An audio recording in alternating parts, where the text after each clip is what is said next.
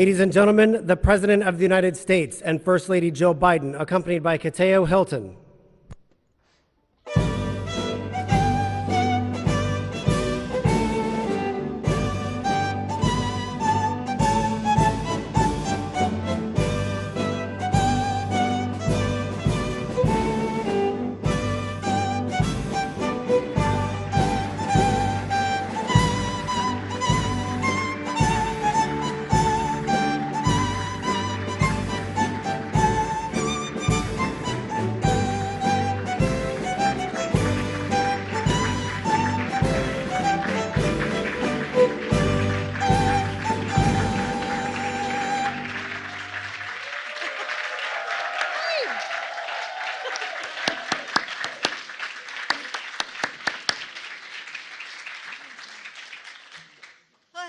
Good afternoon. Wow, there is just so much love in this room. Gosh, Joe, Kamala, Doug, and I are honored to be with you for our very first in-person White House Black History Month celebration.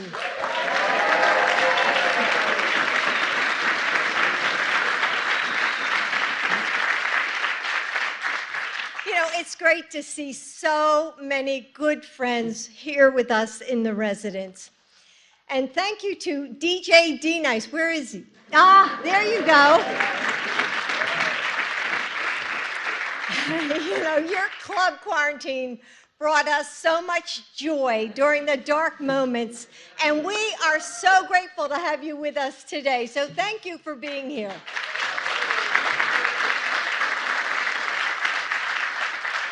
I know before we came out, Kamala and Doug were saying how many times they were in their apartment and they were dancing together, you know, party of two. I can't say the same of Joe, but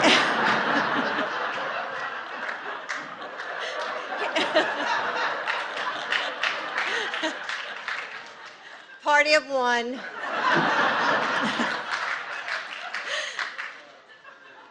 The history of our nation, the history of African Americans who helped build our nation, is cataloged in the tangible milestones and moments and trials and triumphs.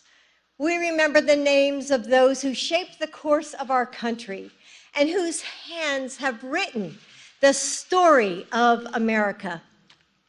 Many of those hands belong to you. Yes.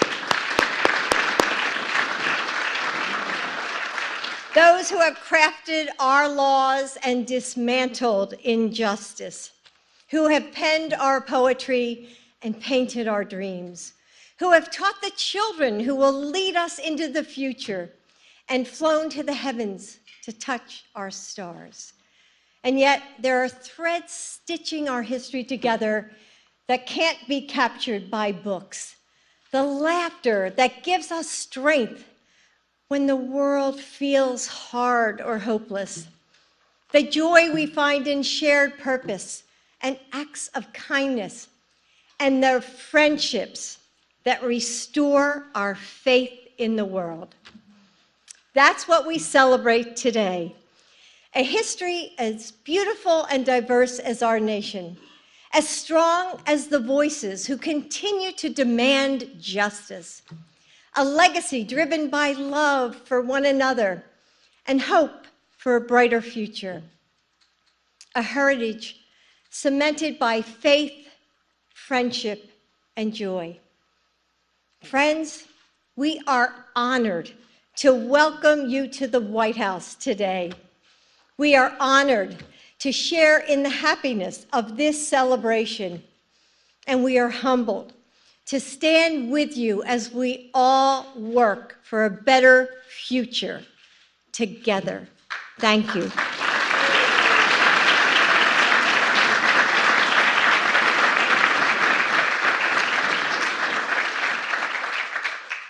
As many of you know, our Vice President's historic path to the White House began before she could even walk, marching with her parents in the civil rights movement, or at least being pushed in a stroller. Since then, she has dedicated her life to pursuing justice and opportunity for all. She is a partner to Joe, especially on issues like voting rights, and is proud to be the first but not the last. Ladies,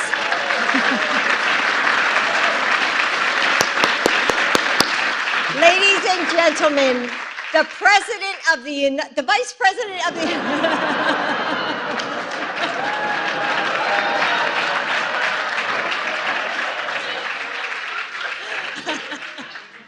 I just said that to make you laugh.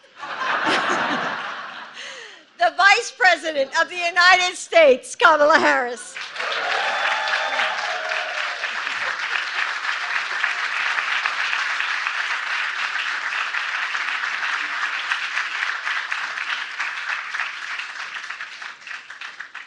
Thank you, Dr. Biden. Thank you. Please have a seat, everybody.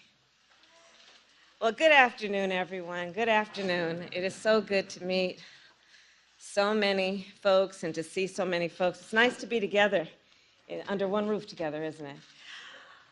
And of course, it is an honor to be here with our incredible President, Joe Biden.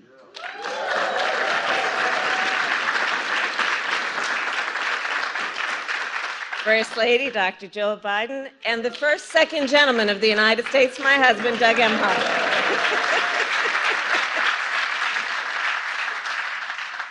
It is wonderful to be here this afternoon, joined by the most esteemed members of the Congressional Black Caucus.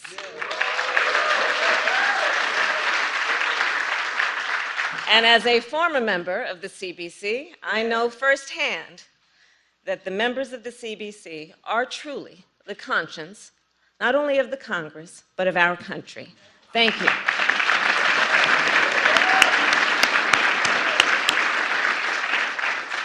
Thank you also to all the clergy joining us today who continue to lift the spirits and the condition of so many people in our country.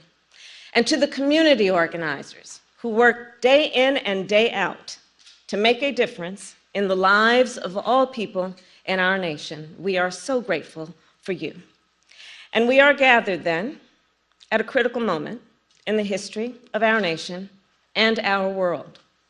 A moment in which our democratic principles have come under threat.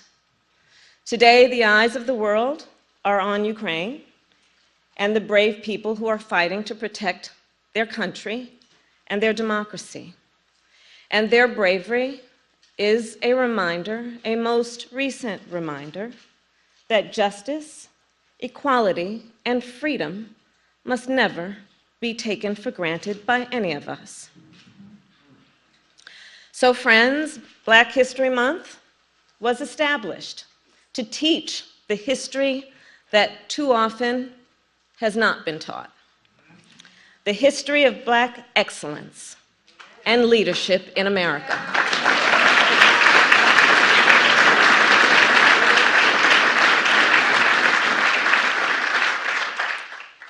And also the history of resistance and resilience in America. And we are clear, Black history is American history. It is living, breathing history. History we create every day. And today, of course, our nation faces many great challenges. Among the greatest is the assault on the freedom to vote. The freedom from which all others flow. It will take an all-hands-on-deck approach to safeguard and strengthen the freedom to vote, and the President and I are committed to securing that freedom, as is everyone here.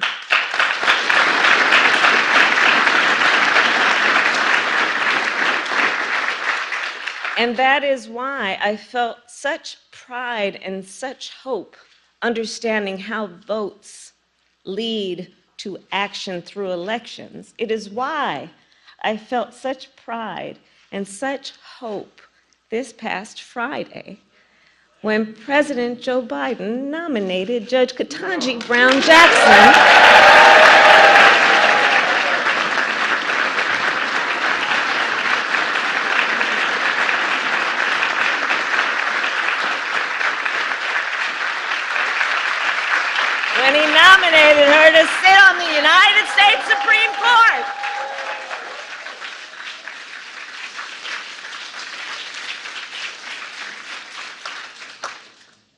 because as we all know, elections matter.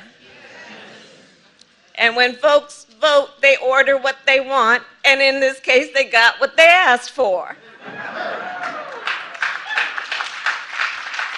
I went off script a little bit. And Judge Jackson, of course, will make a phenomenal justice. She is brilliant. She has a brilliant mind and a record of excellence. A record that proves she will administer equal justice.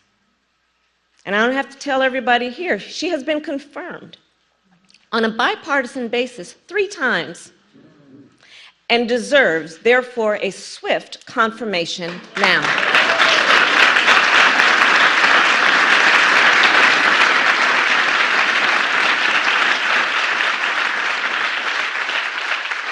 And Judge Jackson will be the first Black woman to sit on our nation's highest court. And as Dr. Jill Biden mentioned, it is with that spirit also that we know she will not be the last.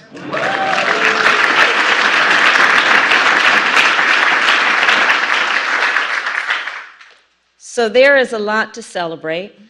There's a lot to look forward to. There's a lot to work toward. And in remembering our history, we remember those great American heroes who continue to inspire and motivate us, who continue to remind us through our memory of them and their contribution and sacrifice what our role and responsibility is at this moment in history. And speaking of that, then, when everyone walked into the White House today, I'm sure that you may have seen an exhibit celebrating great Black Americans. On display is a campaign poster from Shirley Chisholm. Barbara Lee, I saw you here today. Books by Toni Morrison, Zora Neale Hurston, and Maya Angelou. And a display honoring Dr. Mae Jemison, who I just talked with last week. You know, I'm the head of the Space Council. About her life and her work and her enduring commitment to helping young people find their own path to the stars. In the exhibit, there is also an Ella Fitzgerald vinyl, we used to call it an album, and a Jacob Lawrence painting, which hangs right here in this White House on a permanent basis. And especially significant in this moment, a judicial oath signed by Justice Thurgood Marshall, whose life's work influenced my own. In fact, his portrait hangs currently in the official office of the Vice President of the United States. And a bust of his figure sits in my ceremonial office as well. So as we gather here today and as we prepare to confirm another historic first to our nation's highest court, let us always remember, we stand on the shoulders of giants. Giants in our history, giants in American history, and giants right here in this room. This Black History Month, let us recommit to honoring their legacy with action. Let us continue their fight and our fight for justice and equality and opportunity for all, so that generations to come may stand on our shoulders and reach even greater heights. And history, as I've said many times before, I do believe it to be a relay race. We have been each passed a baton with which we run our part in our pursuit of progress, and we will then pass the baton to the next generation. And in that spirit, it is now my pleasure to introduce a young, brilliant leader who is leading our nation forward with bravery, creativity, and grace and excellence. Please welcome Katteo Hilton.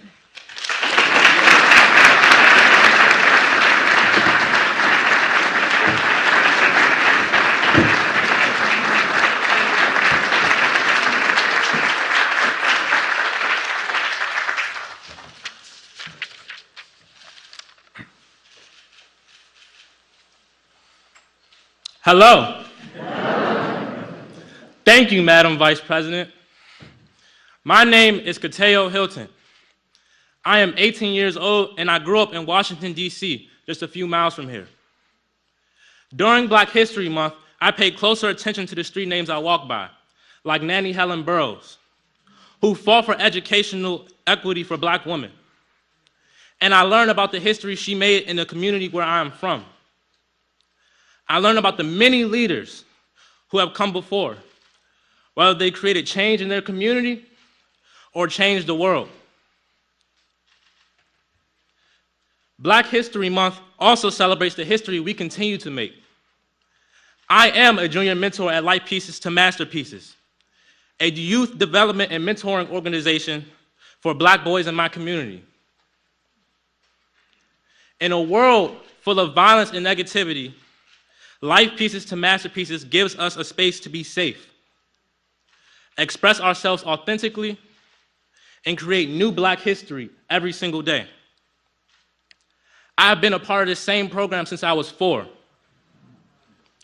Since starting high school at McKinley Technology, I have dedicated over 600 hours to meeting with my younger peers, whether it's by helping with their homework, supporting them with their creative expression, or accompanying them on the van to help them to make sure that they get home safely every single night.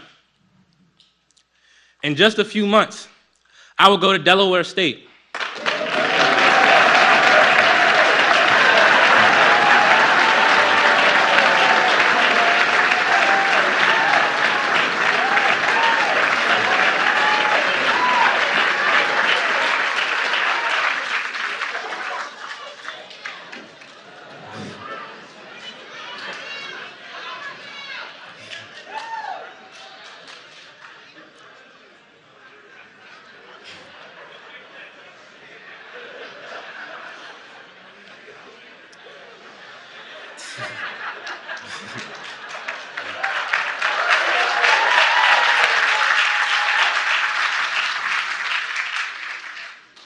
Which I know President Biden will be happy to hear about.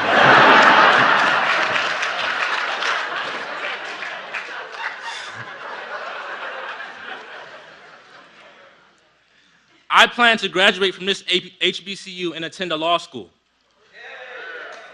because I have to be that Black history for my younger brothers at Life Pieces. They need to see an example of someone who sets a goal and commits to it, no matter what obstacles they may face. That's what Black history has done for me. That's what my own mentors at Light Pieces have done for me. And that's what the Vice President has done for me, in blazing her own trail. And that's what the President has done for me, creating jobs and opportunities and leading an administration that includes more people who look like me than I could ever imagine.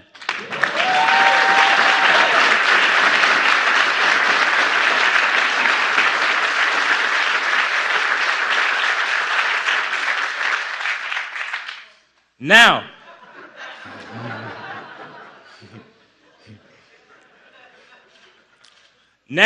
without further ado, the President of the United States, Joe Biden.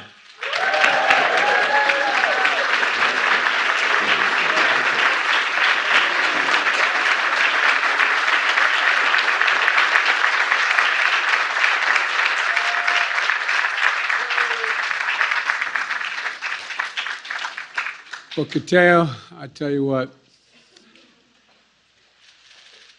you didn't know we have a little ongoing thing in the administration. As you mentioned, there are a fair number of African Americans in high places in my administration. But, and I'm always hearing about Howard Grade School. I'm hearing about Morgan Man. I'm hearing about, all these other things, but I keep talking about Delaware State. And although I went to the University of Delaware, I tell you there's an old expression. I tell you who brung me to the dance. Delaware State University is in the middle of my state in Dover, Delaware. And we have the 8th largest Black population in America as a percent of population. and the lower two counties are fairly conservative compared to the northern county. And I operated out of Delaware State for a significant portion of my career and campaign, as the gentlewoman from the state of Delaware can tell you. And there was a guy named Tony Allen who used to work for me for years.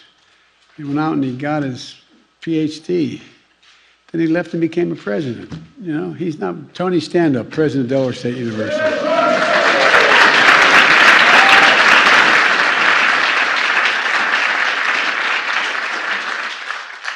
I learned a long time from good friends of mine in Delaware, in the civil rights community, that if you want to know where the real power in America lies, it's in the Divine Nine.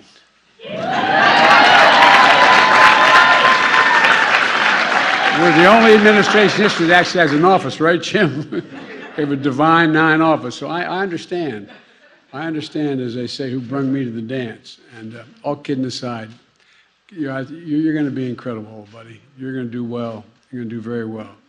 And, you know, there is a, I don't know whether they've been introduced, but my Secretary of Defense, Secretary Austin. So you stand up.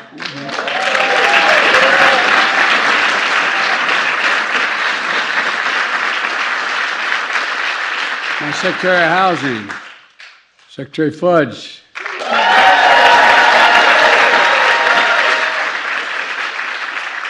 My administrator, the guy who's running, taking care of the EPA and all the rest from Carolinas, the Administrator Regan.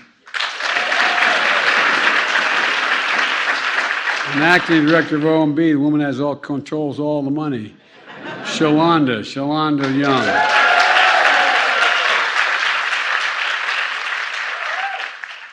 And a woman who, I really mean it, has let the whole world know who we are. No, really. A woman who has been so incredibly effective in her job, but until recently, till the outrage of Putin and the Soviet Union, China has reestablished the Soviet Union, basically, but in Russia, to hear her, to listen to her, run the debates at the Security Council as well as the General Assembly at the United Nations, Thomas Greenfield. Linda.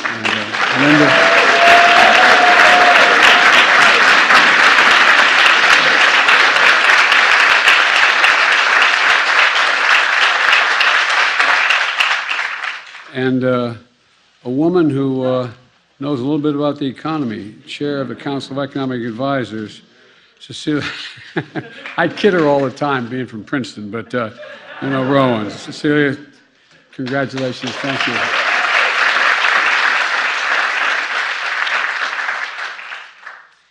And, Mr. Secretary, I'm talking about Katteo right now.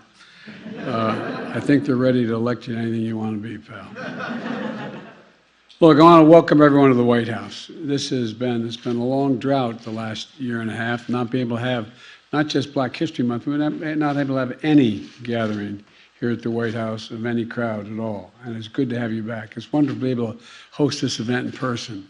And it's great to see so many friends. If I begin calling the roll, we'll be all night here, and I don't want to do that. But so many significant leaders who changed the face of America sitting in the audience, not on the stage. So thank you all so very, very, very much.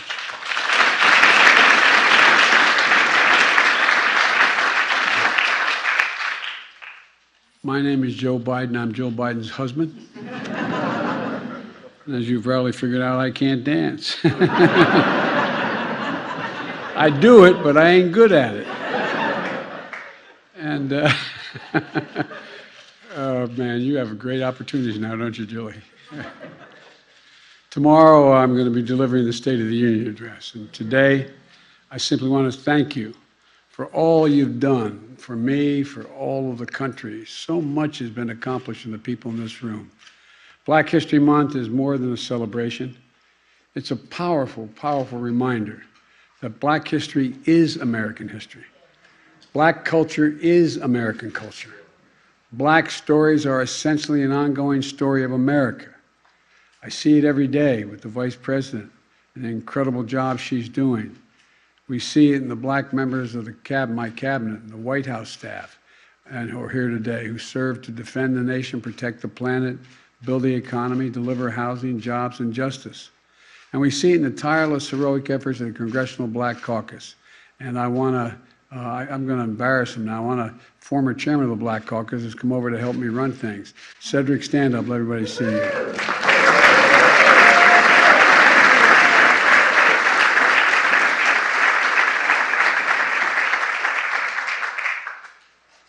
I never played golf till I was 46 years old. I got to be pretty good. Then I asked Cedric to help me in my campaign. Then I played golf and he beat the hell out of me. I wish I had never done it. I don't know. And so many state and local leaders and faith leaders here, lawyers, educators that are here today. And of course, we see another first in the nomination of Ketanji. Well, you saw her. I guess you saw Justice Brown Jackson, who is on the Circuit Court of Appeals right now. She is an incredible woman. This is a woman who graduated magna cum laude from Harvard. She was the editor of the Law Review. She has done so many other things, but I want to make it clear, not only is she eminently qualified, there were so many others I had to choose from. I can tell you, Jim has supported all the nominees, but the one he most supported was from South Carolina. I've already nominated her to be on the Circuit Court of Appeals, the second highest court in the nation.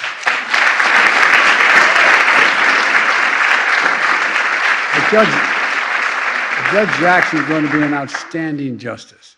She's part of an incredible group of black women who I've nominated to the federal bench. We've nominated more black women to the federal bench than any administration in the history of the United States of America.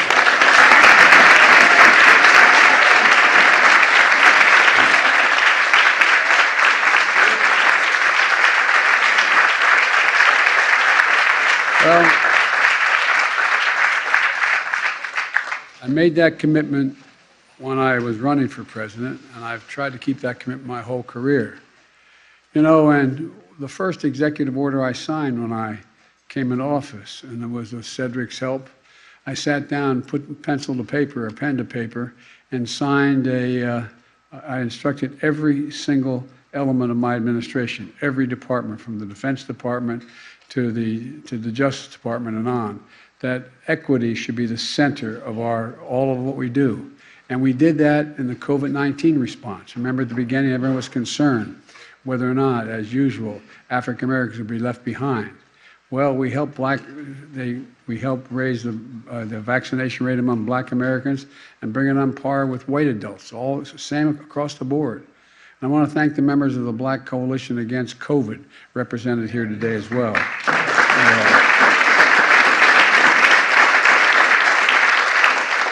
And I also want to thank Derek Jones, also as D-Nice, for being. Stand up, man. Let them see who you are.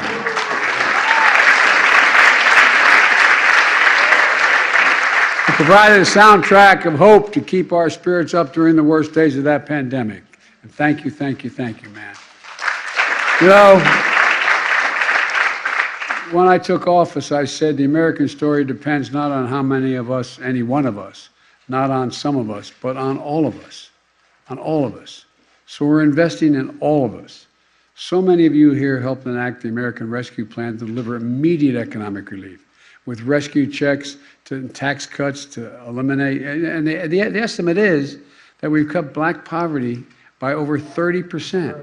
We reduced child poverty by more than 50% in the black community. The American Rescue Plan also included historic funding that allows cities and states to invest in community violence intervention programs and keep neighborhoods safe. Look, you're critical in getting the infrastructure law passed, the bipartisan bill that's going to do so much. It's going to replace decades of disinvestment in the United States of America. A commitment to reconnecting communities and people and job opportunities. So much with the early investments in highways and interstates, they cut neighborhoods in half. They divided things. We can put it back together again. Clean water, high-speed internet. We're going to eliminate every lead pipe in America so our children don't have to worry about whether they're drinking poisoned water in effect. And as part of that law, we made Minority Business Development Agency permanent and seeded it with $110 million so black businesses can get the capital they need to grow.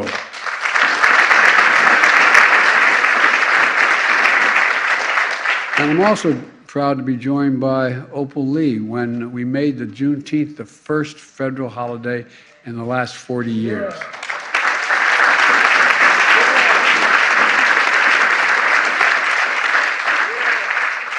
It's good to see Ms. Lee here.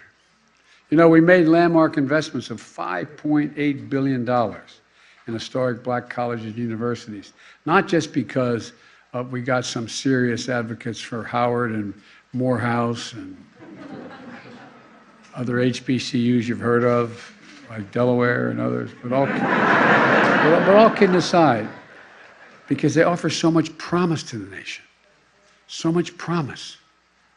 It's good to see many HBCU leaders here tonight, including Dr. Devon Williams of Delaware State, Tony Allen, Tony at Delaware State, chair of the board of advisors of HBCUs. And look, and I want all of you to know, we're ready to closely investigate the cowardly, un-American bomb threats against HBCUs. That's underway.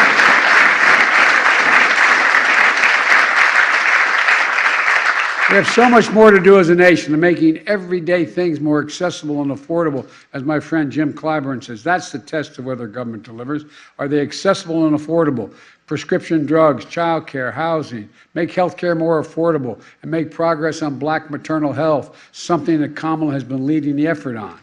To end cancer as we know it, by putting science and technology to work to address the inequities in testing and diagnosis and access to care. And you know, we've got to work to deliver police and criminal justice reform as well. Even though Congress isn't acting, we are making changes in federal law enforcement policies, banning chokeholds, restriction on no-knock warrants, requirements on for federal agents to wear and activate their body cameras, ending the Department of Justice use of private prisons. All this is happening. And the Justice Department has opened pattern and practice investigations for systemic police misconduct in several key police departments in the country. We've just got to stay on it. With your help, we're going to keep pushing on this. And we're protecting our country's threshold liberty, the sacred right to vote, which I've never seen is under such attack. You know, it's always made it harder for blacks to vote, but this is trying to be able to figure out how to keep the black vote when it occurs from even counting. Over the past year, we've directed federal agencies to promote access to voting. We've appointed top civil rights advocates to help the U.S. Department of Justice, which has doubled the number of voting rights enforcement folks on their staff. And again, we call on Congress, pass the John Lewis Voting Rights Act. Pass the Freedom to Vote Act. We can do this. The American people agree with us.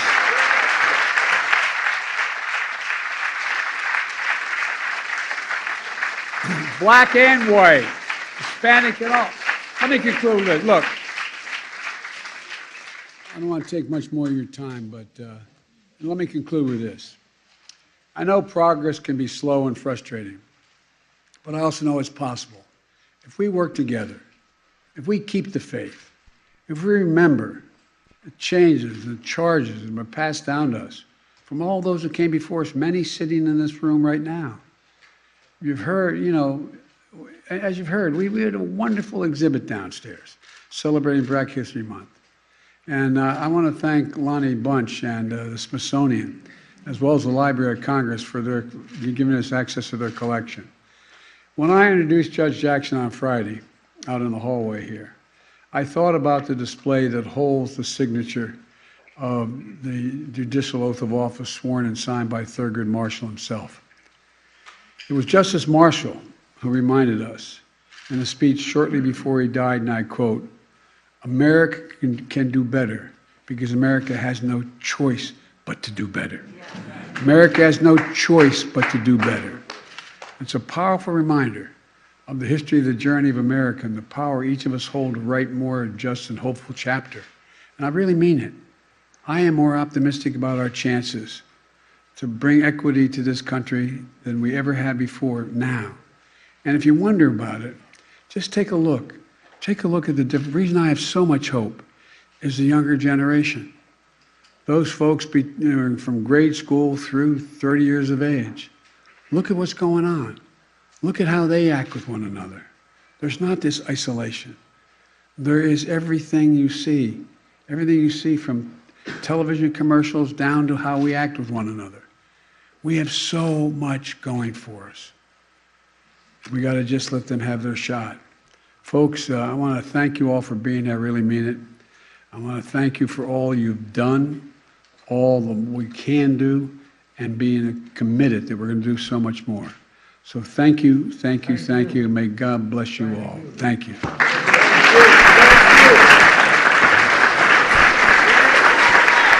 Ladies and gentlemen, please remain in your seats as the President and the First Lady and the Vice President and the Second Gentleman depart the East Room. Thank you.